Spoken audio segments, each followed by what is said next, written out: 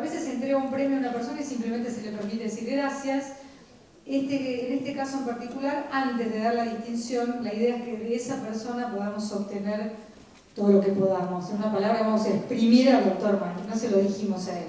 Si ya está para venir, quiero pedir un fuerte aplauso para el doctor Facundo Manes.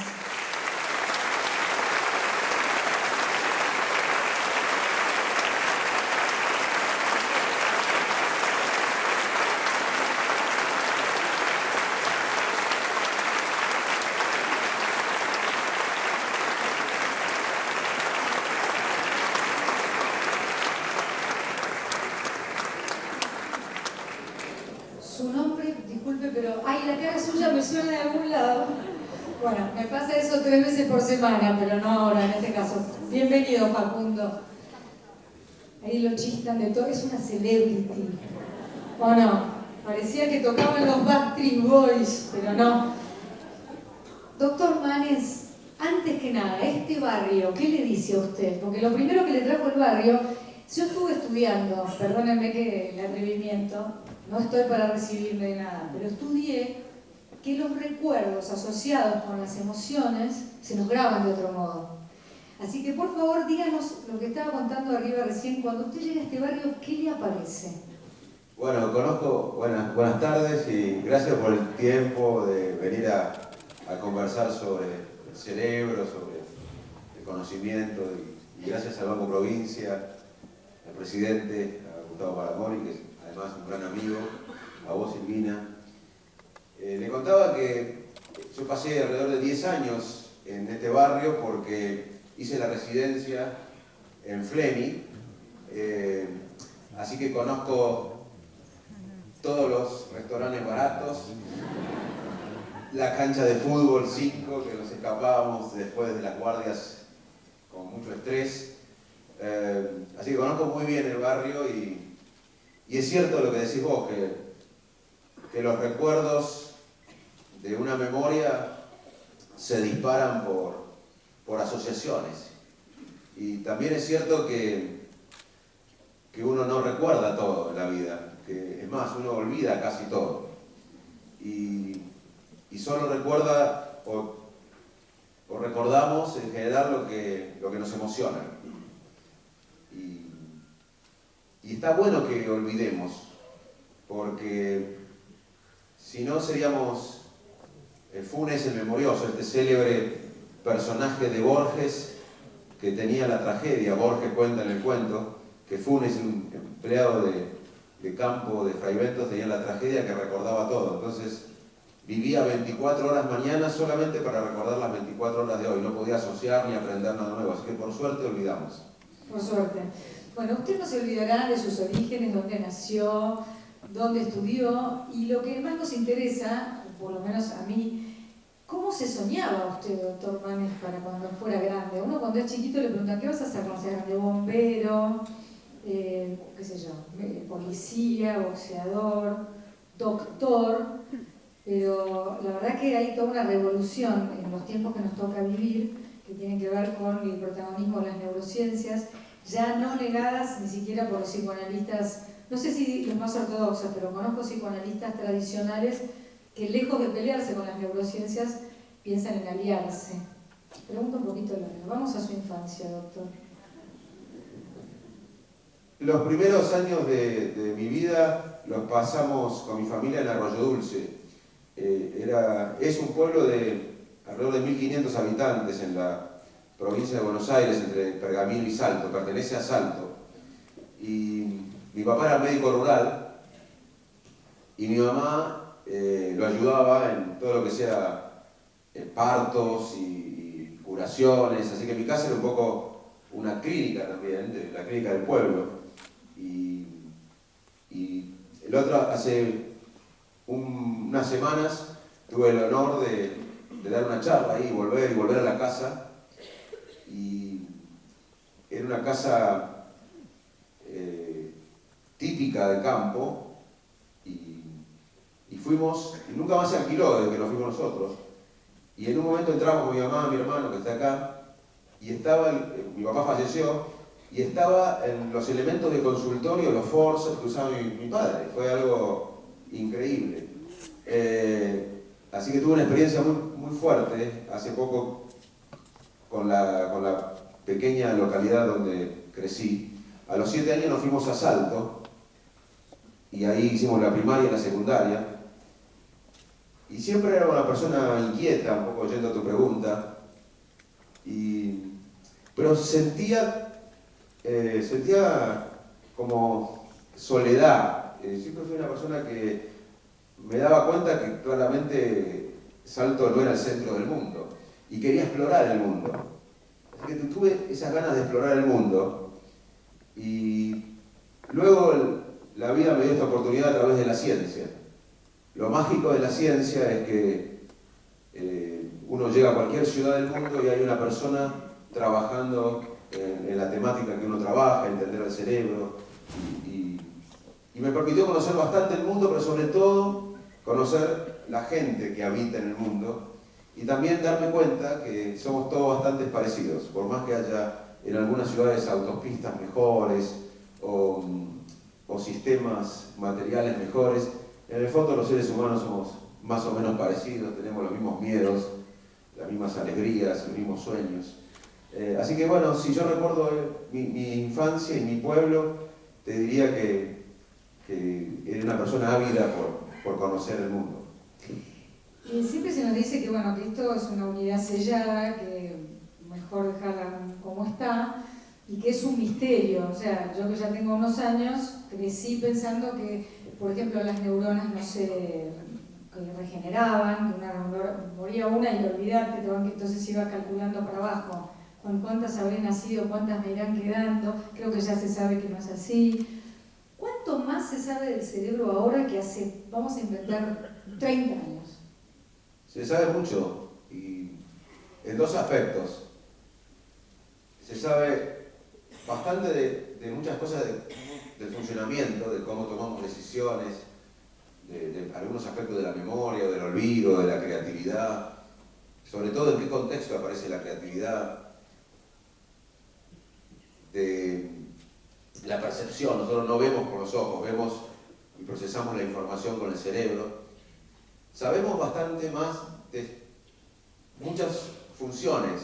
Lo que no tenemos es una teoría general, ¿no? Todavía no tenemos una teoría general del cerebro, nos falta todavía un Einstein del cerebro que trate de englobar las cosas que sabemos. Pero en realidad, la pregunta fundamental es si el ser humano podrá entender su propio cerebro. Se está haciendo bien las cosas, pero el cerebro es el único órgano en el mundo que intenta entenderse a sí mismo. No hay otro órgano que intente entenderse a sí mismo. Y esta exploración de nuestra mente, de nuestro cerebro, en términos históricos de la especie humana, es reciente, porque nuestra especie, nosotros tenemos el cerebro que disfrutamos todos ahora, producto de una evolución de miles y miles de años. Y realmente en los últimos miles de años, o en los últimos 500 o 1000 años, empezamos a preguntarnos quiénes somos, cómo funciona nuestra mente. La mayor parte de estos millones de años, la especie humana estuvo solamente concentrada en proteger lo de uno, en cuidar a la familia, en buscar alimentos, pero la búsqueda de quiénes somos, el sentido. De sentido de la vida, inclusive de la felicidad, es muy reciente históricamente. El cerebro humano, nuestro cerebro evolutivamente, no estuvo tan preparado para ser feliz, estuvo más preparado para sobrevivir. O sea, la mayor parte de nuestra historia hemos sobrevivido, intentado sobrevivir, y hemos básicamente, como especie, huido del peligro y buscado el placer. Recién en los últimos siglos, el ser humano empezó a tener tiempo, porque ya un sector de la humanidad podía dedicarse a entender qué pasaba en nuestra mente, pero es muy reciente. Y dentro de eso, en las últimas décadas, en mi opinión, pasaron 3 factores que hicieron que avancemos en forma particularmente rápida en los últimos 40 o 50 años. Uno de los factores es que hay miles de científicos estudiando el cerebro. Hay miles de personas brillantes estudiando el cerebro y en equipo y en forma colectiva. Hoy nuestro laboratorio en Buenos Aires está comunicado permanentemente. En este momento que estamos acá, en nuestro laboratorio, hoy a 10-15 minutos de acá, hay 20 investigadores o 30 conectados con diferentes partes del mundo, en redes, estudiando el cerebro. Y esto pasa en todo el mundo, hay miles de científicos estudiando el cerebro. Además hay un apoyo de las potencias para poner a las neurociencias como prioridad de la ciencia. Si ustedes van a YouTube y ponen Presidente Obama, Iniciativa del Cerebro, van a ver un discurso hace unos meses de Obama, nos guste o no el presidente de la principal potencia económica, diciendo como Kennedy se propuso ir a la Luna y conquistar la Luna, como el presidente de Estados Unidos hace un tiempo se propuso conquistar la Luna, yo me propongo que la ciencia americana ponga a las neurociencias, al estudio de la mente como prioridad. Europa hizo lo mismo, China está haciendo lo mismo. Así que el segundo factor es que las potencias están poniendo a la ciencia del cerebro como prioridad. Y el tercer factor es la tecnología. Hay muchos avances en la genética, hay muchos avances en neuroimágenes. Hoy podemos detectar qué circuitos cerebrales se activan cuando odiamos, cuando amamos, cuando memorizamos. Entonces, los tres factores, los miles de científicos brillantes que están estudiando la mente, la prioridad que están poniendo las potencias mundiales en estudiar el cerebro y la tecnología han hecho que particularmente en las últimas décadas hayamos aprendido muchísimo. Pero falta contestar todavía y falta responder las preguntas quizás más complicadas, que es tener una teoría sobre el cerebro, una teoría general sobre el cerebro, y además no tenemos ni idea, quizás por suerte, cómo los circuitos neuronales, sabemos que son ellos, pero no sabemos bien cómo los circuitos neuronales dan lugar a la experiencia personal, íntima, privada, que estamos sintiendo cada uno de nosotros. Ahora cada uno de nosotros tiene una emoción, o alegría, o tedio, o tristeza, o angustia, o miedo, o ansiedad, o apatía. Sabemos que los circuitos neuronales producen eso, pero no tenemos ni idea cómo las conexiones entre miles de neuronas dan lugar a este sentimiento personal, íntimo de cada uno de nosotros. El cerebro no descansa nunca, porque dormir no es poner on hold del cerebro. No, hoy eso es uno de los avances de las neurociencias. Yo creo que la neurociencia ha tenido dos avances varios, pero uno es darse cuenta que hay un circuito de recompensa en el cerebro. Uno de los grandes avances de la neurociencia fue describir que el cerebro tiene un circuito de recompensa. Por ejemplo, si a unos animales uno le pone un electrodo, a un gato, a un mono, a un perro o a una rata, en un circuito cerebral específico, se llama circuito de recompensa, y los animales tienen la posibilidad de con el pie apretar un botón y a su vez ese botón estimula el electrodo, o sea que los animales pueden, apretando un botón, estimular el electrodo que tiene en una parte específica y no en otra del cerebro. Los animales se mueren sin comer, sin dormir, sin beber, por placer, o sea, quieren placer permanentemente, apretan el botón para que el electrodo estimule ese circuito y le dé placer, y mueren de placer, pero no pueden comer, dormir. Uno de los avances de la neurociencia concreto, porque la gente mucho se pregunta, bueno, la neurociencia, pero bueno, este circuito de placer fue uno de los avances. Otro avance para mí fundamental fue poner a las emociones al mismo nivel que la razón. Antes se pensaba que para pensar claramente uno tenía que sacar las emociones. Hoy sabemos que las emociones y la razón son claves para tomar decisiones, para pensar, para decidir. Y otro avance importante de las neurociencias es tu pregunta, haber detectado un circuito específico que trabaja cuando no hacemos nada. Cuando el cerebro está relajado, apagado, cuando estamos entre dormidos, cuando estamos tirados en el sofá, cuando llegamos a casa después de un trabajo y nos tiramos en la cama, prendemos la televisión pero ni escuchamos ni vemos, estamos en un mundo ahí medio zombie, o estamos durmiendo, el cerebro trabaja muchísimo y procesa información que adquirió cuando estamos atentos. Por eso es importante usar la tecnología, que es fantástica, pero desconectarse. Y sobre todo los chicos tienen que volver a desconectarse, tienen que volver a aburrirse, tienen que volver a tener introspección, porque cuando el cerebro está desconectado está trabajando mucho, inclusive con una red, con un circuito específico que se llama Red en Reposo. Estaba pensando cuando decías que qué bueno el avance de la tecnología para el diagnóstico, pero que estas generaciones que están naciendo desde el 97 en adelante, y creo que agravado en esta última década, realmente uno dice, ay, pero mirá el nene, qué amor, tiene 1 año y cuarto y con el dedito en el iPad sabe lo que quiere ver.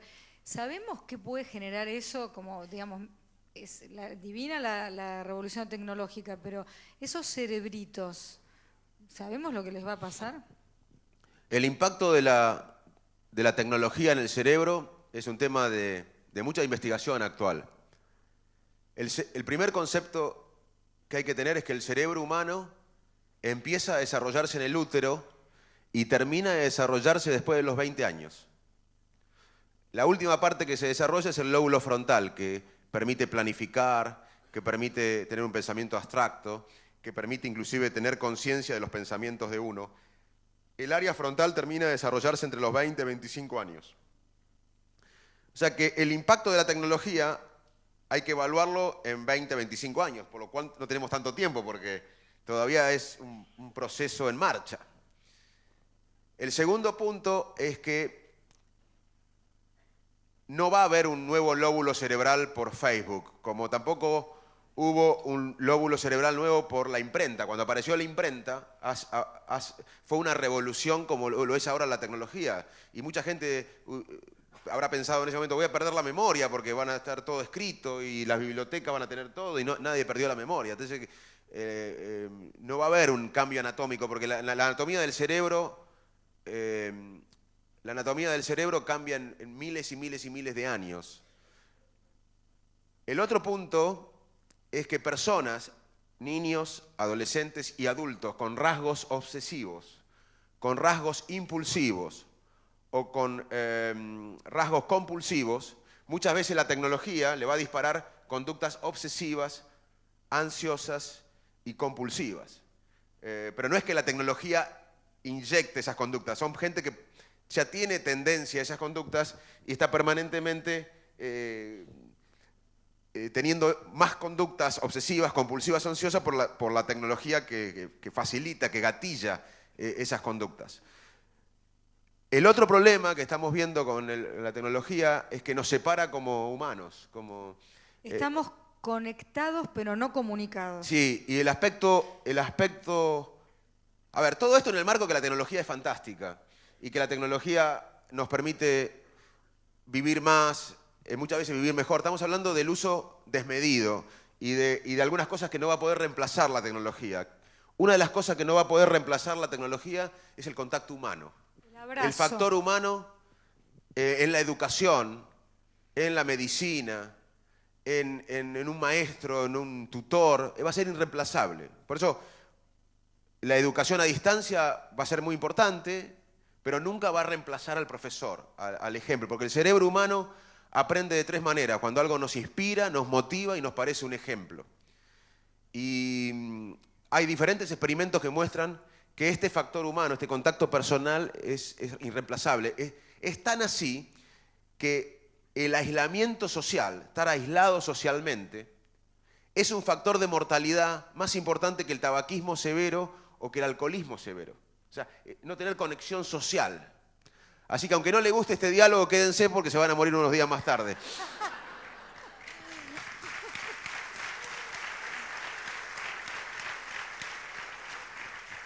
Ahora vamos a volver al tema de lo social que me interesa mucho y que en este lugar en particular es muy inspirador por razones que vamos a relatar. Pensaba recién mientras hablabas que cuando, por ejemplo, hace un siglo, una persona a lo mejor en un pueblo recibía en una vida entera las noticias o los estímulos que recibimos nosotros por ahí en un día. Y eso tiene que ser un poquito, no sé, cuando uno se siente un poco sobrepasado o dice uno, no sé, no me acuerdo, conozco esta cara pero no sé quién es, pero alguien me dijo esto y no me acuerdo dónde me lo dijo, porque en realidad estamos con la tele prendida mientras hablamos con una amiga por teléfono, bueno, hablo de mí, perdón, no sé las chicas si se sienten identificadas, mientras hago una lista de supermercado con una amiga así, de paso me avisan que hay un nuevo brote de una gripe rara y me acuerdo que es un cumpleaños de no sé quién. Pero noticias, por empezar por la palabra noticias, ya sea de nuestro entorno querido o del mundo, en un solo día es un verdadero bombardeo. Totalmente. Dos reflexiones cortas acerca de esto. Primero, que es cierto, tenemos mucho estímulo y el cerebro tiene recursos cognitivos limitados.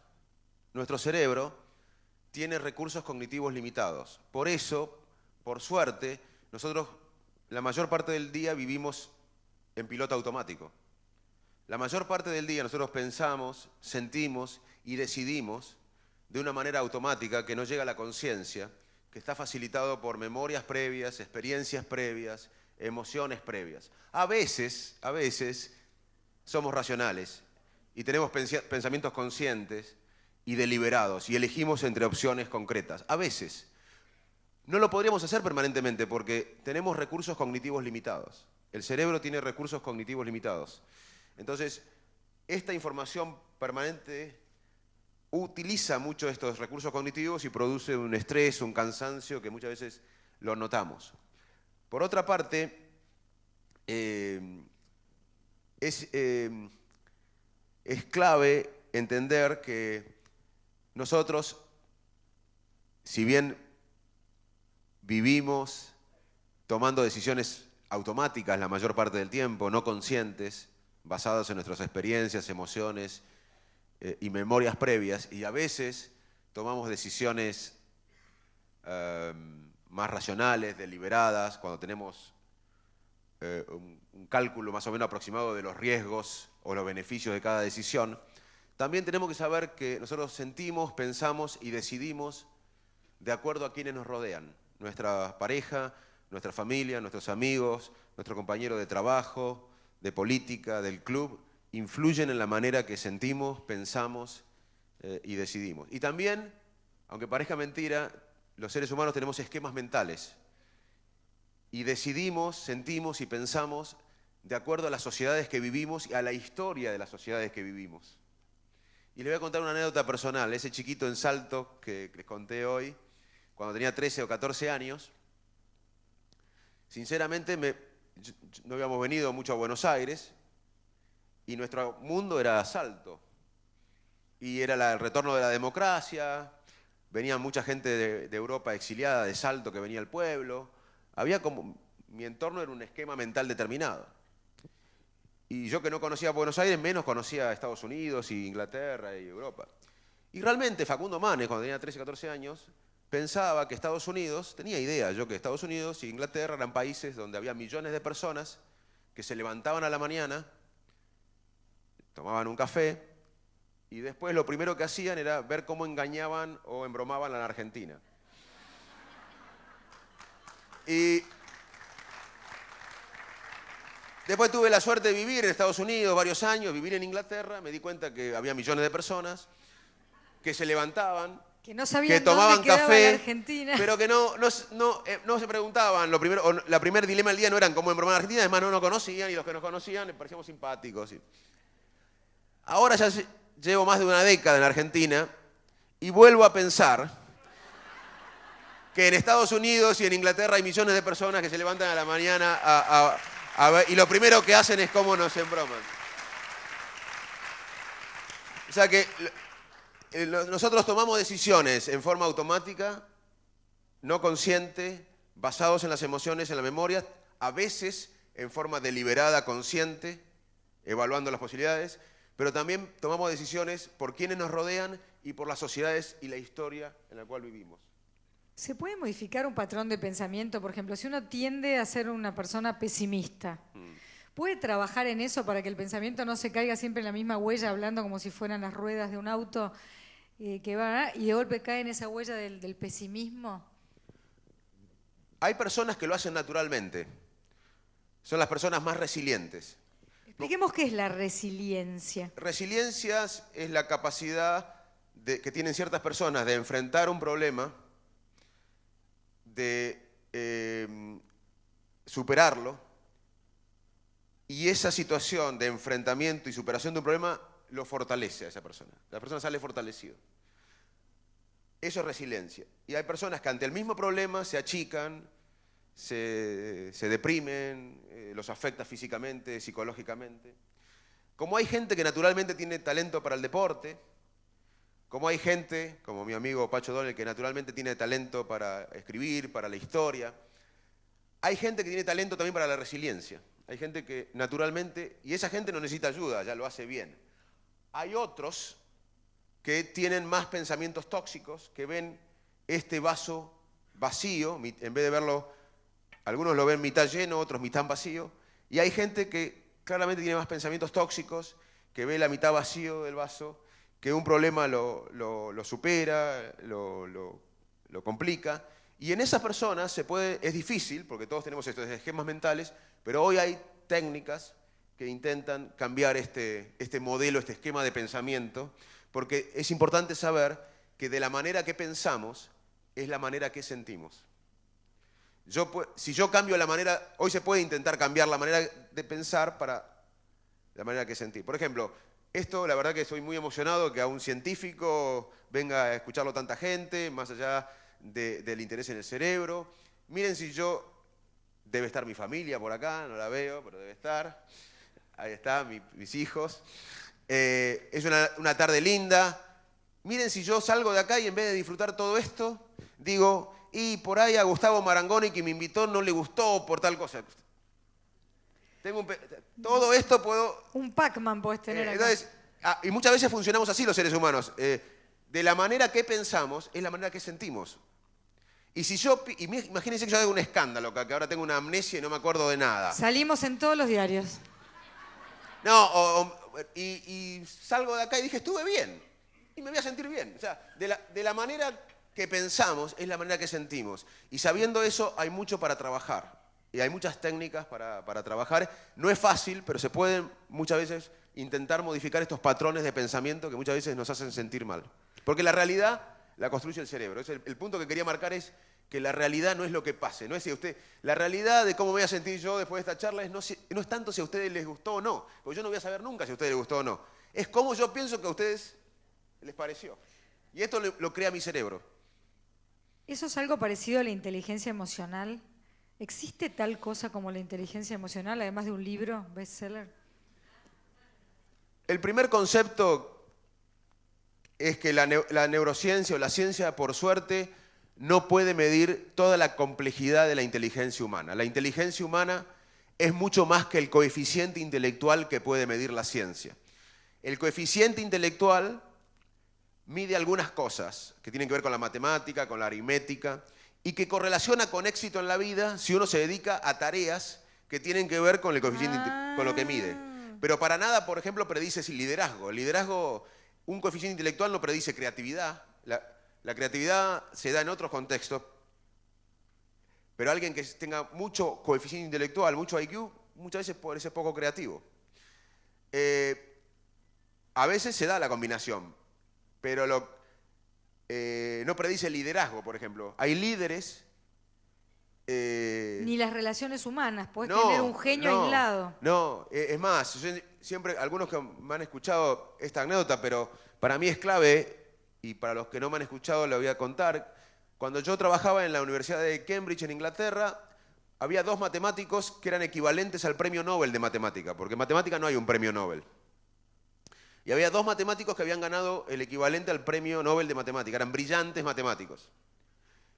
Y un psiquiatra amigo, Simon Baron Cohen, de la Universidad de Cambridge, del Departamento de Psiquiatría, les hizo un experimento a estos matemáticos. Les puso fotos de miradas con expresiones emocionales. Miradas que tenían asombro, tristeza, bronca, alegría, pero solamente la foto era la mirada. Y los matemáticos tenían dificultades en reconocer las emociones que estaban en la mirada. Menos mal que esos matemáticos no eran los rectores de Cambridge, porque si no la universidad se hubiese fundido, porque el rector, que por ahí no sabía, no era tan inteligente para hacer los cálculos matemáticos, tenía que manejar el ego de los profesores, tenía que pedir plata en Londres, hacer la cena de gala, imaginar el futuro. El liderazgo requiere de muchas cosas que no tienen nada que ver con el coeficiente intelectual. Puede ser también que la inteligencia verdadera tenga mucho de adaptabilidad, de la capacidad de adaptación de un ser humano a lo que viene, porque la vida no es controlable. Uno no puede, nos encantaría a lo mejor saber todo lo que va a pasar o por lo menos controlar que no se dispare ninguna cosa que nos saque de nuestro pequeño mundo organizado. Y esas cosas pasan todos los días. Un optimista diría, por suerte. Yo diría, y no sé, yo medio que algunas cosas, algunas variables me gustaría tenerlas controladas. No las puedo tener controladas. La gente que tiene gran capacidad de adaptación, ¿se puede considerar un inteligente? ¿O un sabio? Bueno, lo que hablás vos es muy importante, que es el contexto. Para entender, hoy es un tema inclusive de mucha importancia en nuestros laboratorios, porque por mucho tiempo se investigó la conducta humana en oficinas. Y lo que les pasa a la gente en la vida real es distinto a lo que le pasa en la oficina haciendo test psicológicos. Claro. Adaptarse al contexto, que es lo que vos planteás, es lo que nos hace humanos. Y lo que nos diferencia de la computadora. La comparación entre las computadoras y el cerebro humano es inútil. Primero que las computadoras fueron originadas por el cerebro humano hace 100 años. El cerebro humano tiene miles y miles de años. Y para que nosotros tengamos este cerebro, hubieron miles de saltos evolutivos, desde pasar a ser bípedos, a tener memoria, lenguaje, interacción social, miles de lectoescritura. Nosotros no leímos y escribimos siempre, hace 5.000, 7.000 años que leemos y escribimos como especie. O sea, que la mayor parte de la historia nuestra especie no leyó ni escribió. O sea, hubo muchos saltos evolutivos para tener el cerebro humano. Y el cerebro humano hace 100 años dio lugar a la computadora. La computadora es mejor que el cerebro humano en algunas cosas, como guardar datos. Es imbatible la computadora, no podemos competir en guardar datos con la computadora. Pero la computadora no nos llega ni cerca, ni nos va a llegar ni cerca al cerebro humano en adaptarse al contexto, en adaptarse a un contexto que cambia permanentemente. En pensar una frase que con empatía ayude a otro a salir de una pena, por ejemplo. Exactamente, en la empatía. Las emociones guían nuestra conducta. Y la computadora no tiene emoción. La computadora no entiende qué siente el otro. Nosotros como seres humanos tenemos la capacidad de empatía. Empatía es imaginarse qué está sintiendo el otro e inclusive sentir qué siente el otro. Eso para una computadora es imposible. Muchos expertos en computación piensan que esto puede ser posible, pero realmente no hay base científica para pensarlo. Así que es difícil e inútil para mí comparar la computadora con el cerebro humano, porque el cerebro humano tiene miles y miles de años de evolución. La computadora tiene 100 años, fue creada por el hombre. La computadora es mejor que el cerebro en algunos aspectos, como en la memoria o en el procesamiento de algunos datos, pero no se acerca a nada al cerebro humano en lo que guía la conducta, en adaptarnos al contexto, que es lo que decía vos, y en las emociones, en la empatía, que nos hacen únicos en la especie animal. Doctor, se me ocurrió una. Cuando la computadora se tilda o le pasa algo, uno la resetea. ¿Hay algún consejo que nos pueda dar cuando estamos un poco que nos sale humo de la cabeza para resetear nuestro cerebro? Qué fácil lo que le pedí, total, por el mismo precio que hemos pagado para entrar acá. No, pero es muy importante porque se llama en inglés burnout o estar quemado. Llega un momento que a veces no nos pasa nada grave en nuestra vida, pero ya no disfrutamos las cosas como antes. Lo único bueno del día laboral es el primer café que tomamos. Lo único que nos da energía en el trabajo es el primer café. Después llegan 20.000 mails, llamados, y estamos... Antes disfrutábamos de todo esto, pero llega un momento que no disfrutábamos. Y bueno, hay que pensar que si uno no está estresado, con estrés crónico y quemado, y ahí hay que plantearse esto que hablábamos de cambiar la manera que pensamos para cambiar la manera que sentimos. Porque muchos dicen, bueno, me voy de vacaciones. A veces son pero terribles. Eso es peor, porque las valijas, el Ezeiza, y aparte el baldecito, estar en la playa, uno puede estar en la playa, y si el cerebro va a 1000, uno puede estar más estresado que en la City de Buenos Aires. Mucho peor, los baldecitos, Entonces, moldecito. Claramente hay estrategias. Primero hay que reconocer que uno... El famoso mindfulness. Mindfulness es una técnica. Lo que hay que hacer primero es reconocer el problema, reconocer qué me está pasando, por qué estoy tan cansado, por qué ya no disfruto más de las cosas, no disfruto de mi trabajo. Duermo mal. ¿Por qué me irritan mal las cosas? Y bueno, hay que consultar a un especialista, plantearse si no está pasando esto, y después hay que hacer varias cosas. Primero, replantearse el trabajo, porque muchas veces no se puede adaptar a un trabajo, hay que cambiarlo, nada, no se acaba el mundo, o cambiar al jefe, que a veces es un gran placer irse. O también empezar a cuidarse más, a tener más tiempo, a dormir más, combatir el estrés. Y entre estas cosas se puede hacer mindfulness, que es una técnica basada en la meditación, que es concentrarse en lo presente sin juzgar. Y respirar profundamente, que la verdad que es muy útil. Pero es una cosa de una estrategia general que empieza dándose un diagnóstico de situación que muchas veces requiere la ayuda. Pero es algo muy frecuente que vivamos en una... y sobre todo hay experimentos dentro de lo que se puede medir la felicidad, que la ciencia a veces no puede medir cosas que la cultura popular dicen. A veces el término memoria en la calle o inteligencia significa algo diferente de lo que podemos medir los científicos, y lo mismo pasa con felicidad. Pero bienestar es una palabra que los científicos empezamos a usar hoy y hay estudios un poco globales de las sociedades, cómo se comportan, y hay un efecto de U en la vida. Uno es, en general, esto tiene miles de debilidades, pero en general esta investigación fue etapa de Economist, una revista muy prestigiosa. O sea, hay muchos datos, pero tómenlo con pinzas porque no es 2 más 2, 4 en esto. Pero en general en la vida se ha estudiado bastante las sociedades, cómo se comportan en términos de bienestar, y hay como una U. Hasta los 20, 25 años uno es bastante feliz en general. Entre los 20 y los 60 años uno es bastante infeliz en general. Y después de los 60, estamos llenos de infelices acá. Y después de los 60 uno vuelve a ser feliz. ¿Por qué? Porque hasta los 20 años uno tiene 2 o 3 frentes en la vida, con quién salir a bailar, el deporte, los amigos. Entre los 20 y 60 uno tiene el estatus social, la economía, la familia, la competencia, la frustración. Uno después de los 60 ya si no es Messi, ya uno se libera y está contento otra vez. Menos en la Argentina. En la Argentina quedamos en la U abajo.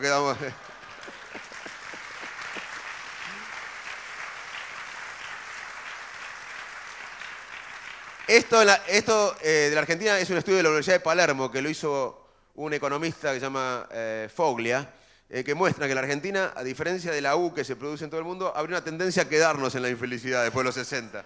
Déjeme ser optimista, que no es tal vez mi estado natural, pero a veces pienso que cuando uno está ahí abajo está por tocar con los piecitos el fondo de la pileta y emerger de vuelta. No sé, tengo esa ilusión.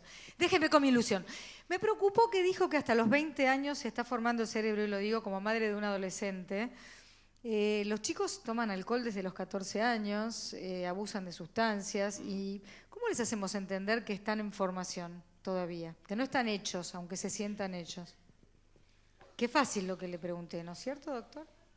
Sí, porque, como les contaba, el cerebro tiene estos circuitos de recompensa. Y estos circuitos de recompensa se activan no solo con el alcohol o con las drogas, se activan con una hamburguesa con queso, con el jueguito de la PlayStation, con... un alfajor bien rico.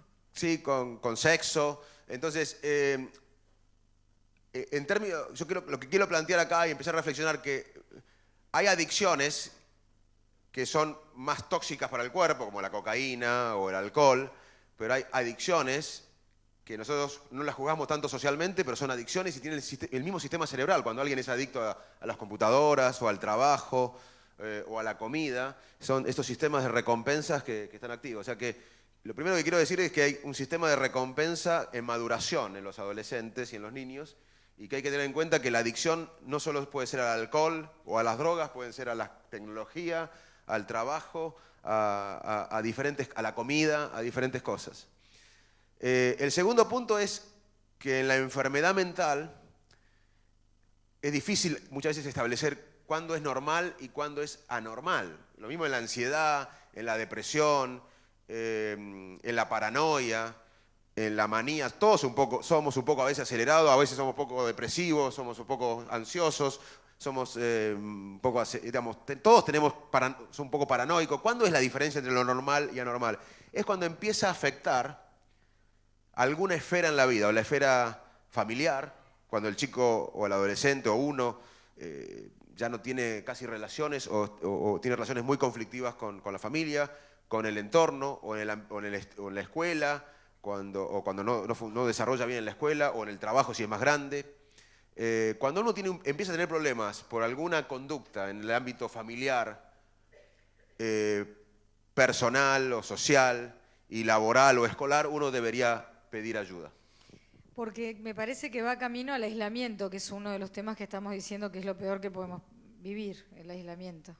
Sí, y también hay que tener cuidado que hay mucha ciencia ahora, que no voy a comentar mucho, porque es un tema que está comenzando, pero hay mucha evidencia también de cómo ser padre y de lo que importante que es el afecto y estar conectados con los hijos. Y cómo manejan el estrés los padres. Hoy una de las cosas que sabemos, de la ciencia, es que para ser un buen padre, muchas veces hay que manejar el estrés de uno. Una de las cosas que más correlaciona con una buena relación padre-hijo es que el padre maneje su propio estrés. Muchas veces nos cuesta a los padres manejar nuestro estrés y eso complica un poco la relación con nuestros hijos. Así que la mejor manera, esto pasa cuando un poco en la medicina, a veces mi área de la neurología me hace ver personas con Alzheimer y muchas veces yo estoy más preocupado por cuando está bien medicada la persona con Alzheimer y bien tratado, estoy preocupado por el familiar, por el que viene. Y yo digo, cuídese. No, pues yo tengo culpa porque es mi compañero o compañera de la vida. No, pero cuídese, porque si usted lo quiere mucho o la quiere mucho, la mejor manera de cuidarlo es que usted esté bien. Así que yo pondría la pelota al revés, más que los chicos. Yo haría una autorreflexión de cómo estamos los padres emocionalmente y cuidémonos nosotros emocionalmente para poder ser mejores padres.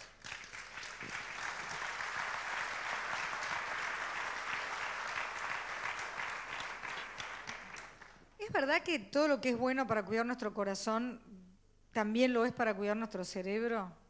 Me refiero a la actividad física, la alimentación, ¿o hay diferencias?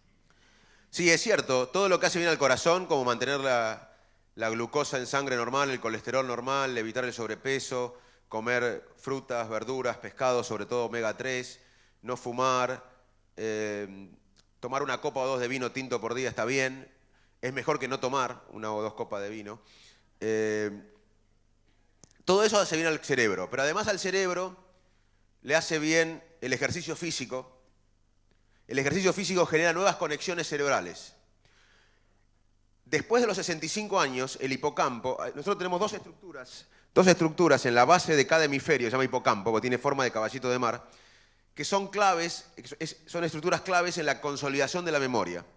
Después de los 65 años, esa estructura, el hipocampo, se desgasta, se atrofia 1% anual. Pero tengo una buena noticia,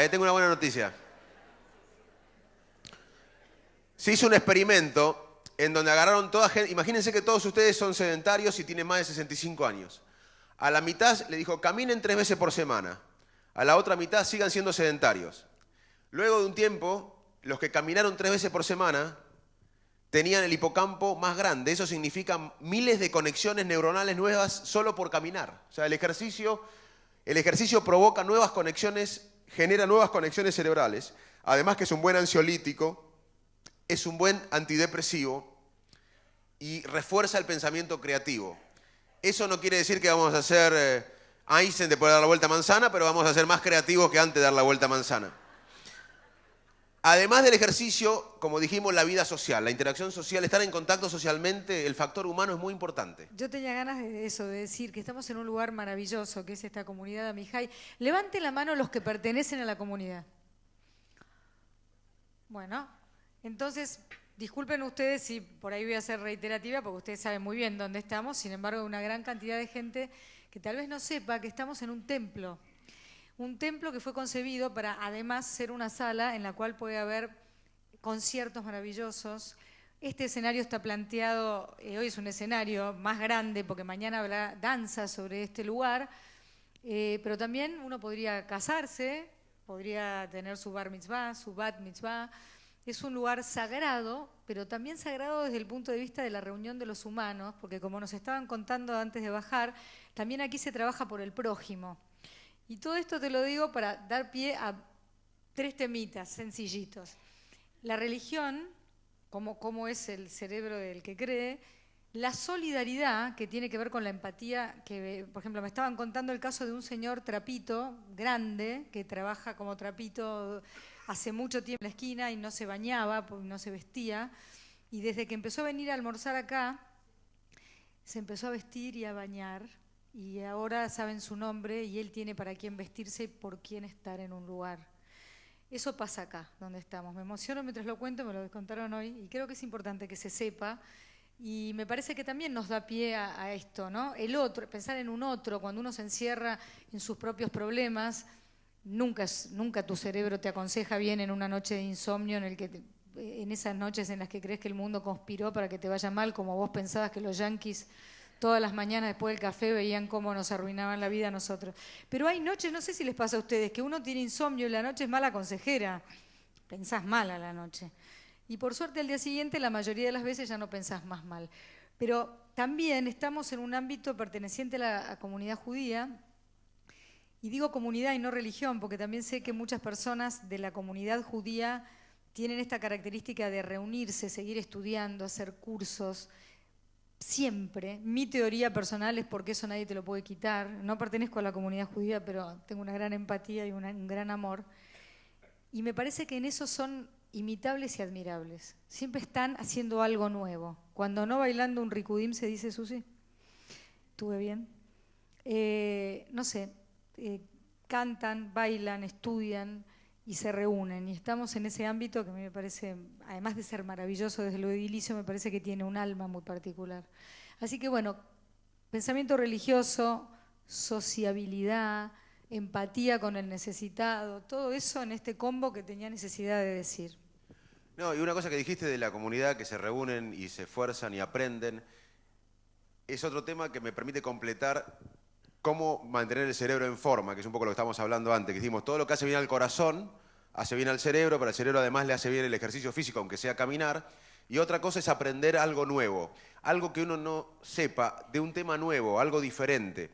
Y hay datos increíbles que aprender algo nuevo genera más conexiones neuronales en los adultos mayores que en los jóvenes. Repito, hay datos científicos que muestran que aprender algo nuevo genera más conexiones neuronales en adultos mayores que en los jóvenes. Así que es muy importante seguir aprendiendo hasta el último día de la vida. Un idioma Algo que nos cueste, algo que no sea de nuestro confort. Para Pacho, por ejemplo, sentarse a escribir es una tarea intelectual, pero lo hace, y muy bien, de hace décadas. Pacho, para que se estimule el cerebro, debería aprender un idioma que no conoce o un instrumento musical, no más de lo mismo. Aunque hacer algo intelectual sea un desafío, si uno lo viene haciendo por décadas, es menos desafío que aprender algo totalmente nuevo. Además, dijimos que el ejercicio físico es bueno, que la vida social es bueno y que aprender algo nuevo es bueno. También dormir. Dormir bien es salud. Hay que dormir bien y el 30% de acá debe haber 30% que no duerme bien. O tiene problemas para conciliar el sueño, o se levanta a la noche, o duerme menos de 6 horas, o se duerme mucho. Y deberían consultar muchas veces porque el sueño es importante para cuidar el cerebro. Hay datos inclusive de la gente que duerme mal, inclusive procesos degenerativos como Alzheimer en el futuro. Así que hay que darle mucha importancia al sueño. Ahora, volviendo a la pregunta, hablaste de la solidaridad, de ser solidario. Y el cerebro tiene dos mecanismos como somos humanos, tenemos cosas parecidas a otras especies, pero también tenemos cosas diferentes a otras especies. Pero un aspecto en el que somos diferentes es en el altruismo.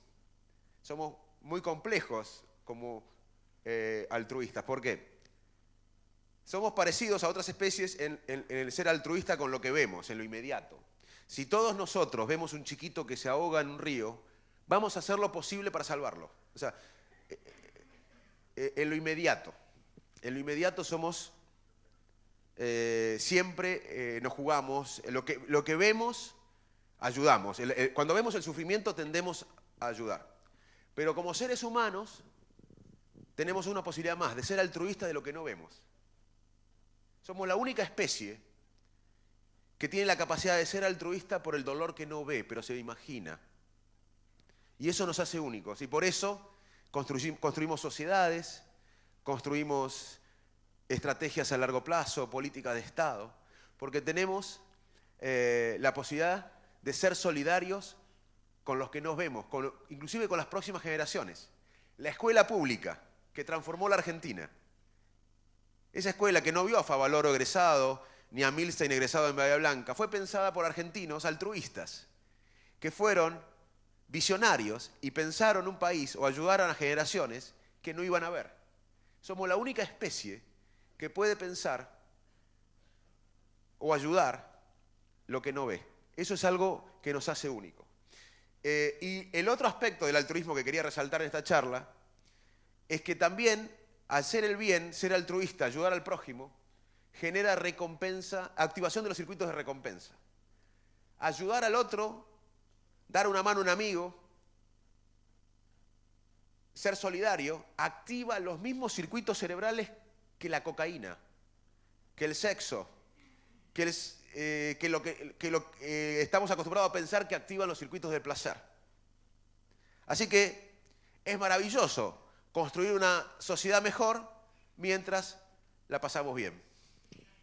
Cuando llegamos, una doctora que está aquí presente, que trabaja en el Hospital de Clínicas, que se ocupa de lo neuropsico, inmuno, y no me va a salir, pero vos me entendés, dijo: doctor, nosotros aplicamos las experiencias de afrontamiento. Y yo ahí, cling, dije, ¿y eso qué será? Yo tampoco sé qué son. Pero por ahí dijo otra cosa y yo... Estaba por ahí la doctora, bueno, pero... ¿sí? Ah, las estrategias, sí. Hay estrategia, perdón. Sí. Bueno, es una... mejor que le explique ella y yo a ver si me sale mal todavía. Bueno, me parece que lo que yo percibí era que seguían teorías y que yo creo que se está modificando también, lo dije al principio y lo pienso. Yo ya he hablado con psicoanalistas de renombre, psicoanalistas, y cuando digo psicoanalistas digo tradicionales, que dicen que hoy ya no tiene ningún sentido esta pelea entre el psicoanálisis y las neurociencias. No compiten, en todo caso lo bueno sería que hubiera una sinergia para bien de los pacientes, ¿no? Sí, es un buen punto para comentarle un poco lo que yo pienso sobre el tema.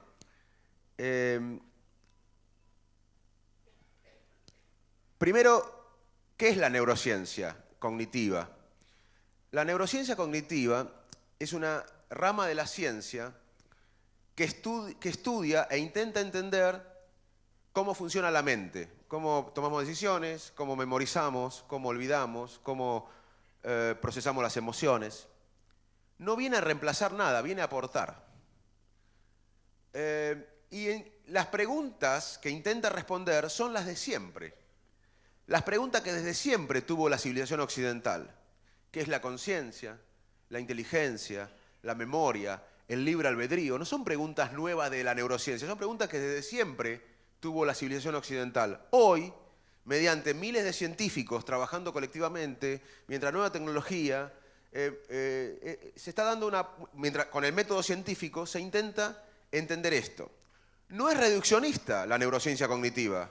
Hoy, en un laboratorio de neurociencia cognitiva, por ejemplo el nuestro en INECO o en Favaloro, hay biólogos, matemáticos, psicólogos, neurólogos, psiquiatras, neurocirujanos, economistas, docentes, filósofos, estudiando el cerebro entre todos. No es reduccionista, no está ligado a una profesión, es multidisciplinaria.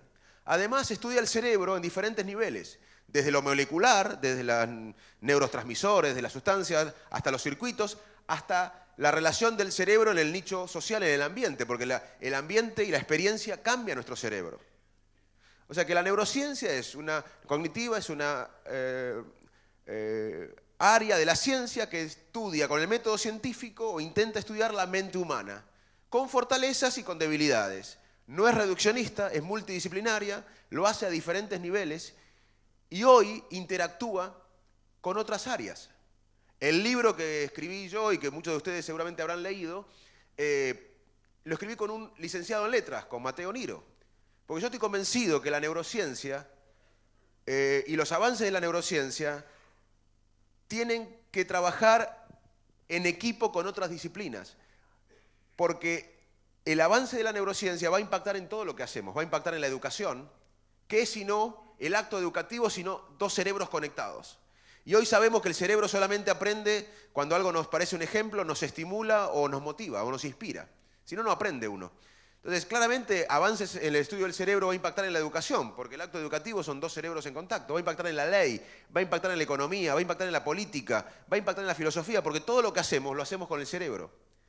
Pero el error de la neurociencia sería ser soberbia y en forma unilateral dar consejo. Tenemos que trabajar codo a codo con los educadores, con los abogados, con los filósofos, con los psicólogos. Tenemos que trabajar en equipo para tratar de entender quiénes somos y cómo podemos vivir mejor.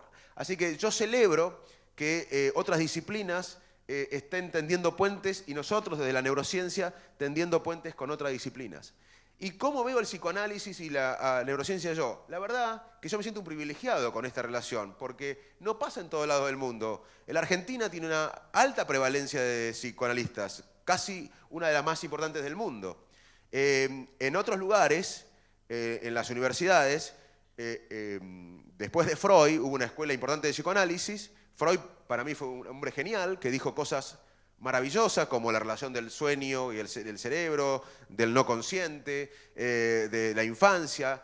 Y hoy Freud se sorprendería de los avances de la neurociencia a partir de sus ideas con el inconsciente, por ejemplo. Entonces, hubo una evolución después de eso.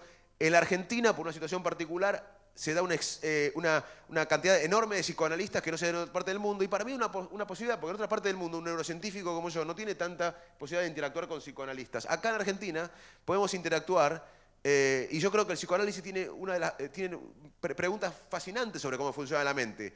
Quizás con el aporte de la ciencia podemos evaluar lo que se puede evaluar, testear, o sea que podemos beneficiarnos mutuamente. Yo no lo veo como una competencia, lo veo como una gran oportunidad que se da en la Argentina por la gran cantidad de psicoanalistas que no se da en otras partes del mundo. Dos cositas finales, ¿no? Tenemos que irnos yendo. Nombraste al Alzheimer al pasar, no nos vamos a dedicar a una conferencia sobre Alzheimer porque por ahí es hasta un poco deprimente. El ser humano vive cada vez más, es decir, nos vamos a encontrar cada vez más con casos de Alzheimer. Quiero saber solamente si todos esos científicos que contaste hace un rato que están trabajando en el mundo entero, están trabajando en una dirección que nos puede dar una cierta, un cierto optimismo sería la palabra una vez más, sobre el tratamiento del mal de Alzheimer.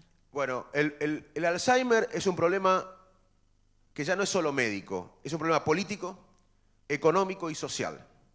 ¿Por qué? Porque el principal factor de riesgo del Alzheimer es la edad. A mayor edad, más Alzheimer. A los 85 años, casi la mitad de las personas tienen Alzheimer. El mundo está viviendo más. Hay dos tendencias sociales que en los próximos siglos van a aumentar. Primero es el retorno de la mujer al trabajo. Se va a prolongar esto y va a aumentar por suerte. Porque la mujer no es que está introduciéndose al trabajo, está volviendo al trabajo. Hace miles de años la mujer trabajaba más que el hombre. Después de un tiempo no trabajó tanto o se dedicó a la familia y ahora está volviendo al trabajo. Eso va a ser inevitable, va a crecer. O sea, en todas las tendencias sociales la mujer va a incorporarse al trabajo, eso va a ser una tendencia social que aumenta. La otra tendencia social es que que en los próximos 5 siglos va a existir, es que por primera vez va a haber gente, en la historia de la humanidad por primera vez va a haber mucha gente entre 65 y 90 años que esté bien mentalmente. Eso no pasó nunca en la historia de la humanidad. Entonces, como la gente vive más, a su vez hay más Alzheimer porque el principal factor de riesgo es la edad. Y el problema del Alzheimer, además de que es un drama personal porque uno pierde la identidad de uno, pierde quién es, de reconocer a los hijos, a la familia, produce un estrés en el entorno familiar. O sea que el problema del Alzheimer no es la persona solamente, sino que los familiares tienen que cuidar a alguien como si fuera un chico cuando los familiares ya no tienen la energía para cuidar a un chico. Y hay aumento de ansiedad, de estrés, de psicofármacos en los familiares. Entonces, es un problema humano, social, económico y político. Los países no saben cómo enfrentar esta epidemia, ya es una epidemia. Para complicar las cosas, hoy sabemos que los cambios en el cerebro en la enfermedad de Alzheimer ocurren décadas antes de los primeros síntomas. O sea que si uno tiene un síntoma del primer Alzheimer a los 65 años, seguramente desde los 40, 45 años ya tenía cambios cerebrales que conducían al Alzheimer. Y la evaluación de drogas para curar se permiten cuando alguien tiene los síntomas. Entonces, estamos atrapados en curar el Alzheimer como científicos, porque ¿qué droga, qué pastilla va a curar el Alzheimer cuando ya tiene 30 años de cambio en el cerebro? ¿Se entiende? O sea, los síntomas son la punta del iceberg.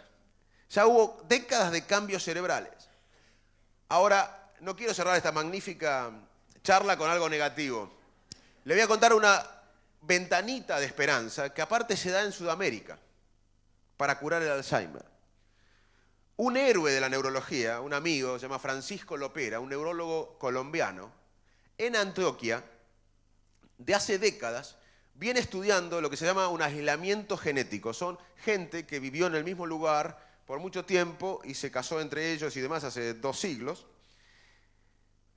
La mayor parte del Alzheimer es esporádico. ¿Qué quiere decir? Que aparece después de los 65 años y que tiene múltiples causas, que todavía no sabemos bien, pero que la genética o la herencia es una más, no es la causa determinante. Pero hay 500 familias en el mundo, o sea, la mínima parte, en el cual el Alzheimer es hereditario. Hay un gen, una mutación genética que transmite el Alzheimer de generación en generación. En Colombia, este neurólogo, Lopera, descubrió y describió y siguió a la familia con Alzheimer hereditario más grande del mundo, 5.000 personas, que tienen lamentablemente la mutación y se van reproduciendo la enfermedad entre ellos.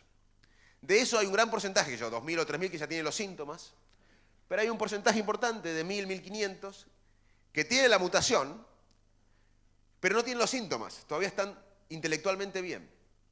Y es una ventana importantísima para dar la droga.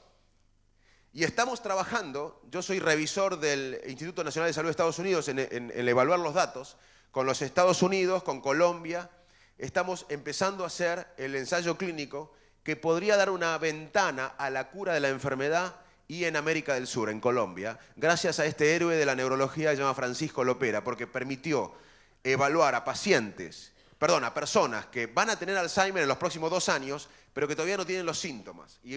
Estamos usando medicación que ya se usó, pero se usó tarde. Estamos usando la misma medicación antes de tiempo. Y esto quizás puede dar una ventana para curar la enfermedad.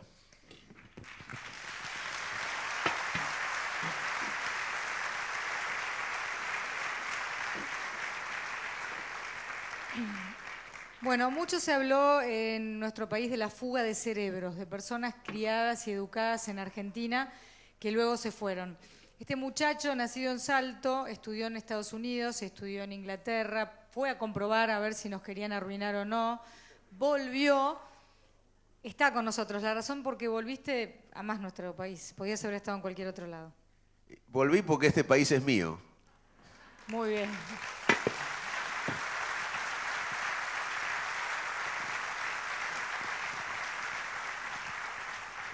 Quiero pedirle entonces a Gustavo Marangoni que suba, que diga unas palabras y que le dé esta distinción de hombres de Buenos Aires que entrega el Banco de la Provincia de Buenos Aires.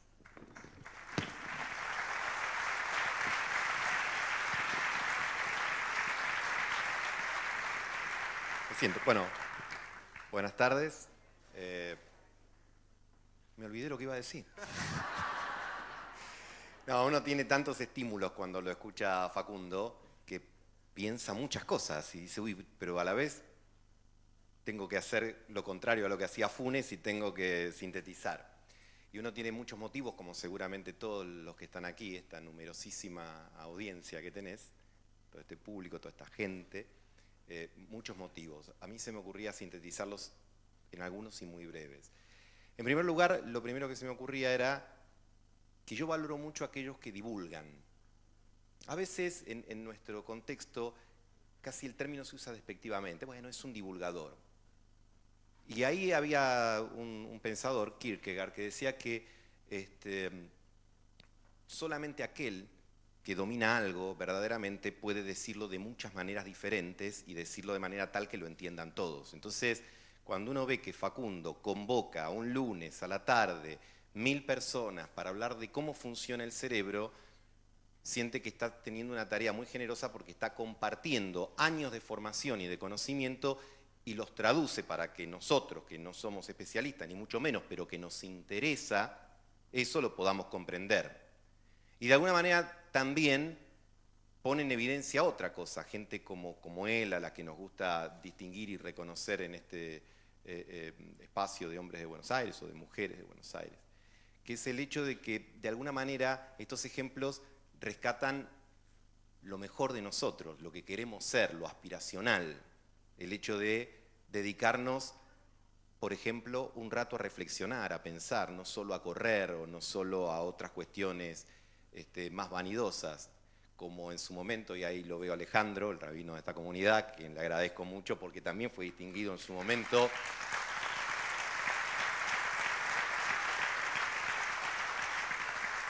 por la influencia positiva que tiene como un referente de esta comunidad, y eso también, de alguna manera, refleja aquello que queremos ser, los valores espirituales o las cuestiones solidarias. Entonces, creo que es uno de los elementos por el que respeto muchísimo a la figura y a la persona de Facundo. Pero además también, y pensaba cuando Silvina, que es una gran entrevistadora y también sabe indagar, pensaba cuando le preguntaban sobre la niñez de Facundo, y yo digo, yo veo en Facundo alguien que en base a dos valores muy importantes, que a lo mejor nuestros padres nos enseñaron cuando éramos muy chicos, que era, yo me acuerdo que me decían, en esta casa se trabaja o se estudia, o las dos cosas, ¿no?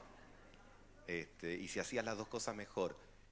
Y que esos son las dos pilares de la movilidad social de la Argentina, o por lo menos de la que hubo en algún momento más esplendoroso de nuestra historia, el trabajar y estudiar como herramientas de progreso. Y yo creo que Facundo representa eso, y representa esa historia que desde Arroyo Dulce, a lo mejor un lugar más alejado de los grandes centros, desde allí, a partir de una capacidad innata, de una inteligencia innata, pero de la disciplina en el estudio y del trabajo, porque sé que trabaja mucho y además ha creado muchas cosas, bueno, ha llegado a convertirse en un referente, no solo nacional, sino mundial, de la neurociencia. Yo creo que eso también es muy halagador, primero como seres humanos en general, nos acerca a la posibilidad de que si nos esforzamos podemos llegar a lograr cosas, no tan importantes quizás, pero sí relevantes para nuestra vida particular y para la de las personas que nos rodean. Y yo creo que es bueno valorar a las personas que trabajan o que estudian o que hacen las dos cosas, porque nos demuestran que podemos encontrar ahí un camino. Y la última, y lo tomo también a partir de muchas cosas que se escucharon aquí, es el valor de la diversidad. Acá cada uno viene por motivos diferentes, de trayectorias distintas, de experiencias diferentes, de credos distintos o de no credos o de la ciencia, y esa diversidad enriquece. La diferencia es como algo muy positivo si uno lo sabe procesar bien. Vos lo señalaste a lo largo no solo de esta charla, sino de muchas en las que yo te he escuchado. Y eso me parece que es todo un programa de vida y aspiracionalmente también un programa de política, de gobierno, de todo. El hecho de nutrirse de la diferencia, que las personas que son diferentes, que en la diversidad hay algo que nos enriquece y que nos puede ayudar a vivir mejor. Entonces es muy bueno también que gente como vos ponga en evidencia eso y haga docencia de eso, que si vemos que en los distintos encontramos socios para crecer, seguro nos va a ir mucho mejor. Así que por todo eso y por muchas otras cosas más, te queremos dar el reconocimiento de Hombres de Buenos Aires. Mira, para vos.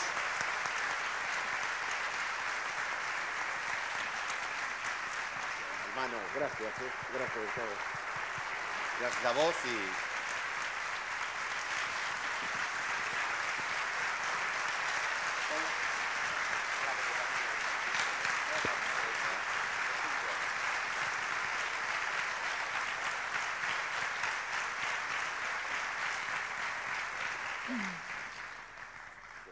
Bueno, hablando de las emociones, ¿qué se siente? Bueno, los homenajes significan mucho por quien los otorga. Y para mí que lo otorgue una institución como el Banco Provincia y en especial su presidente, mi amigo Gustavo Marangoni, quien representa, como lo dije varias veces públicamente, inclusive en su libro que tuve el honor de prologar, representa la dirigencia, el intelectual comprometido con el país. Eso representa a Gustavo para mí. Además, el banco hay muchos amigos, como Pablo, que compartimos la infancia. Para mí este premio significa mucho por quien lo otorga, por la institución y por ustedes. Segundo, quiero decirles que la obligación mía es divulgar la ciencia del cerebro en mi sociedad. ¿Por qué?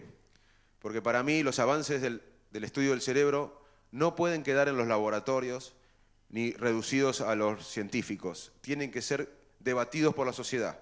Porque hoy hablamos de algunos temas, pero hay otros temas que van a requerir el debate de la sociedad. Como todo lo hacemos con el cerebro, los avances en la ciencia del cerebro no pueden quedar reducidos a los expertos, a los científicos, a los laboratorios. Tienen que ser debatidos por la sociedad. Y ese es un poco mi deber. Y además, les confieso, y como ustedes muchas veces, algunos de ustedes que me conocen por mis lecturas, escritos y redes y demás, yo estoy convencido que en la educación, en la ciencia y en la tecnología está la base del desarrollo social. Y creo que de esta manera puedo poner mi granito de arena para un país mejor. Muchas gracias.